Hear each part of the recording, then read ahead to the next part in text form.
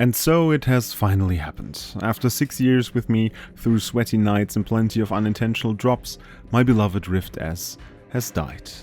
Probably something with the internal connector for the cable. And the timing of the headset breaking couldn't have been worse as well, as I'm still missing basically all my cinematic shots for the different mods, so you guys can see more of the levels from just my VR point of view. I'm not going to scrap a whole project just because of this though, so I'm trying to make do with what I have, even though it might not look as pretty as I usually try my videos to be. After all, I am happy that it was able to go while playing Alyx. I couldn't think of a better VR game to send it off into hardware heaven.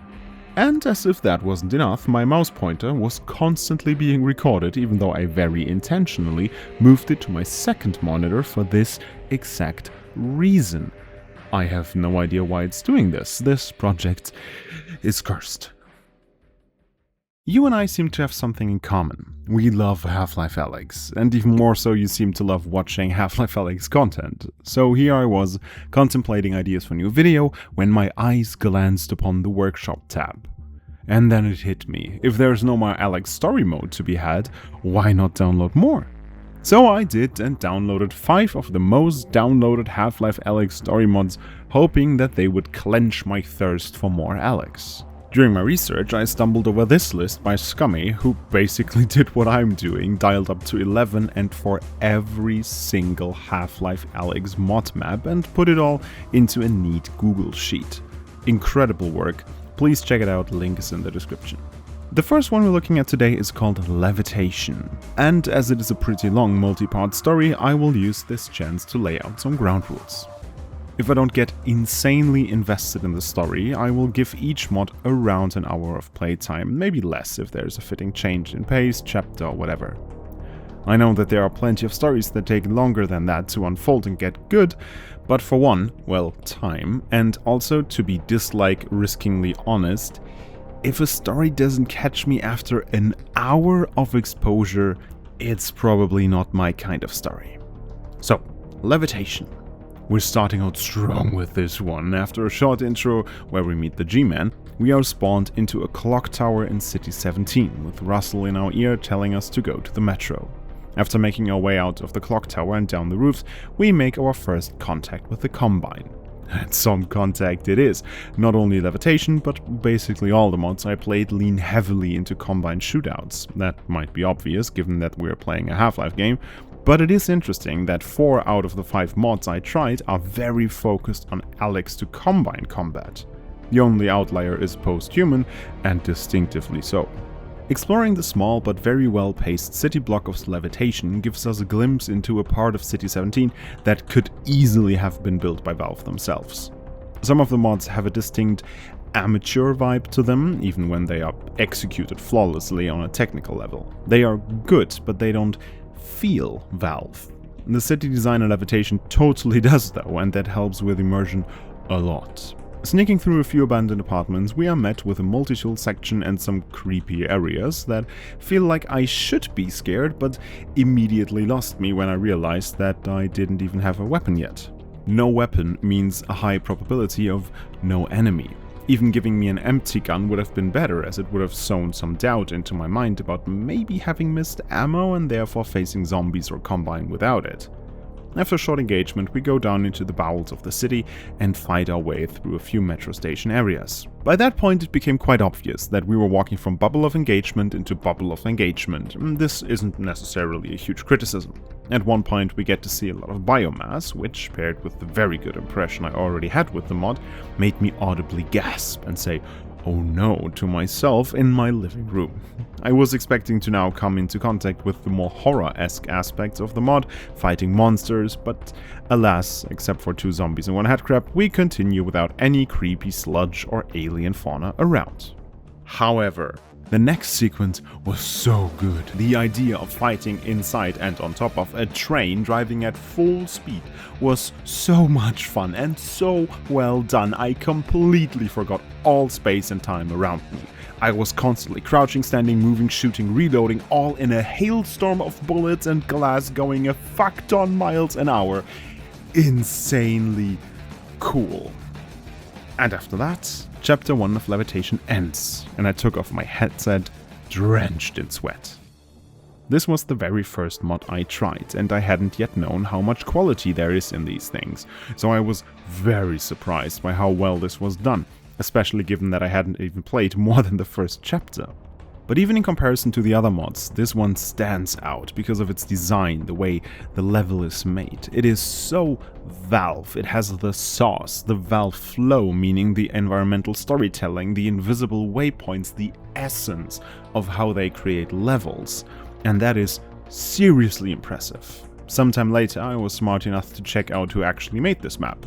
Joey and Correlato and Jensel and McMessenger and Komegatse and Paradox and Boxrocket and... oh, FM Pone. Of course I love this mod, he made my favorite CS map ever. Despite the praise this mod by AMB Seth has gotten, I have to say that to me, sadly, it is a big load of meh. Don't get me wrong, the setting is cool, the redesign of many textures and functionalities is well done, there's a super cool shooting range, but... okay, maybe I just don't get it. You spawn in an alley, tasked with getting a hostage out of a nightclub. There are 3 goons waiting outside the club, one of which tells you that the club is closed. If you draw your weapon, they shoot. Okay, fair. There's a car here, a door, a ladder. I now start thinking, maybe the door is a second sneaky entrance? Maybe I can bring the ladder to come down, use the car alarm as a distraction? So I pull out my gun behind the car, hidden from all their sides, and they immediately attack me. Okay, that's fine. Apparently they have X-ray vision. That's cool. Maybe I can sneak into the... No, they immediately lose their shit and start shooting. I also can't shoot down the ladder. The car is basically just cover, and at this point it dawned on me that this is nothing more than an enemy shooting gallery. There seems to be no sneaking, no planning besides go there and they shoot, or go there and they shoot. I might have cut it a bit short by leaving after just 15 minutes. There might be a lot more interesting stuff going on later in the level, but... man, that was just not my kind of experience. However, I have been known to be an idiot, and given the fact that this mod is being made into a standalone game called Gunman Contracts Stand Alone, it might actually be me who stands alone with this opinion. This mod by Wim Beitet and Scarjack is basically what it says on the box. Bioshock 1 remade into Half-Life Alyx. And that is a very cool idea. I'm a big fan of reliving well-known maps of games in VR, and I have done so for old Need for Speeds in Assetto Corsa and CS maps in Steam VR or Pavlov. Yet, I did not really get into this mod, and it's kind of weird because it's a pretty good mod. Much like a later one on our list, this mod does not feel like another chapter of Half-Life Alyx at all, mostly because it is, well, Bioshock. I mean, sure, we have Alyx's voice quips and weapons and combine and zombie enemies, but the atmosphere and level design is obviously all Bioshock, with some adjustments. The thing now is, though, that it still isn't as good as Bioshock, doesn't feel as good as Bioshock, and I don't really know why. The mod even expands on some of Bioshock's gameplay, reworks stores, implements a recycling feature. There is some genuinely creative stuff in there. It flows well, the fights are fun, but it can't shake the vibe of being, let's call it, fan-made fun. There aren't any obvious cues, for example mistakes or badly implemented textures or assets, but it can't reach the aforementioned flow, the Valve flow, or hide its mod origins. And it is probably unfair to expect a mod that is by definition not based off of Valve's work to reach this flow, and it probably suffered some more by me playing it squeezed between the 2 best mods I have tried, but, well, what can I say? I think if you're a Bioshock fan, this is absolutely for you. And for everybody else, just give it a shot. It definitely deserves it. Posthuman by This Lot is a campaign set in the outskirts of City 17, near a construction site and close to an apartment block. Especially the construction site is a very interesting set piece, as it is something we don't see much in Half-Life's world.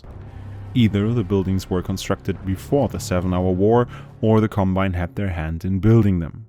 But just a normal human construction site is something that is kind of off in Half-Life Alyx, even though it is very much human. We start out by getting caught by the Combine after a creepy dream sequence, and the first thing I noticed while looking out of the windows of the Combine prisoner transport was the very well done lighting. It might just be that I'm a sucker for clean white lighting in video games, but even the small gorge where we get ambushed by zombies looks so well lit in VR, and that of course extends to the rest of the mod. It is a bleak, overcast, matter-of-fact lighting that adds to Half-Life's whole depressed Eastern European vibe. Until we go into the basement of the construction site. Because that is in pitch darkness. I have said before that using darkness in VR is kind of a cheap tool of generating tension, but this part of the level is not just dark and zombie and headcrab filled. It's in the basement of a construction site, and I don't know why, but I have always felt really uncomfortable in work-in-progress buildings. The blank walls are so harsh and just the opposite of what we humans usually make of them once we live in them. But nevertheless, even given the fact that I'm really not one for horror, I continued playing the mod without ever wasting a thought on how long I was already recording, still had to record or what it would look like. I had this urge to fight through this and to go on, and that was 100% because of just how well designed everything is. The next area is an apartment block close to a Combine outpost, and this, my dear ladies and gentlemen and everyone in between, is the epitome of Valve design. The structure, the lighting, the small riddles, everything felt like I was playing just another level of the base game. Only the amount of zombies was a bit overdone if you ask me, but I think that's because these mods are made by people who love the mechanics of the game and want to give the people the option to have more of it. What this mod excels at is atmosphere. The lighting, as I said, is very well done. The level design is very Valve-like. I needed to do some strict ammo management, and then there's this thing revealed to us before we enter the courtyard that made me audibly go, "What the fuck?" to myself in my living room. And I think that is the highest praise there is. I will stop here. You guys should absolutely experience the rest for yourselves. All in all, this is a very, very well done, engaging, tense, atmospheric mod, even worthy of being a small official DLC. Dormin, Higu? This mod is crazy. I don't even know where to begin. It starts with Alyx delivering a mysterious briefcase to a nightclub full of dancing zombies. That shit caught me off guard so badly. It was so weird because my brain is hardwired to connect zombie to fight or flight, and yet here I am dancing next to them and their Combine club hosts to some sick-ass beats. And I really, really want you to experience the rest of the story for yourself because, and you need to believe me, dancing zombies in a disgraced Combine unit's underground nightclub is, for one, such a fun idea, and also the least unhinged thing Alyx is going to do. Everything about this mod is just fun. The combat is fun, the riddles are fun. Everything is kept at a pace where no mechanic or set piece or situation is drawn out to a point where it becomes tedious or boring, making us come close to the zombies, having us respectfully but tensely interact with Combine and their one-eyed leader, who has sick voice acting by the way, made me want to just play on and on and on and on. If it wasn't for the constant crashing, but that might have very well been my aging in capital letters Rift S. Speaking of voice acting, this mod used the Alyx voice lines from the base game, but in a different context method again for Alyx herself, and I am very happy with this. If the interactions are cleverly written, and they are, it feels quite natural for what it is. It is not a, let's again say, natural Half-Life Alyx experience though. This mod is more fun, more out there than the base game, which is absolutely not bad. I said about Levitation and Posthuman that they feel very Alyx-y and that it is hard to mimic Valve's style so successfully. Gunman and Bioshock feel much more like mods, not only because they borrow or introduce different settings, but also have the aforementioned lack of the Valve flow, the feeling of being mods, good mods, but just mods. The Undertow, however, is really not like Half-Life Alyx, also does not mimic the Valve flow, but boy does it ever not feel like just a mod. It felt like playing a part of a fully fledged game with its own soul and dynamics, just as engaging as Alyx, but wholly disconnected from it. I did not care for the lack of Valve flow because it was replaced with something just as good. I can wholeheartedly recommend this mod to, well, anyone really. This has been a slam dunk. And in the end, there's one big thing that I can take away from playing all these mods. Half-Life Alyx's mod scene is incredible. Mod makers in general are usually very talented and creative people, but I was not prepared for what I was getting into when I started working on this video. So kudos to all of them, even the ones I didn't like, because they are still very, very good mods, just not for me. And I'm very sure that there are plenty of you out there who will enjoy them very much. And if you have any recommendations for mods I should try next, let me know in the comments. And as always, thanks for watching.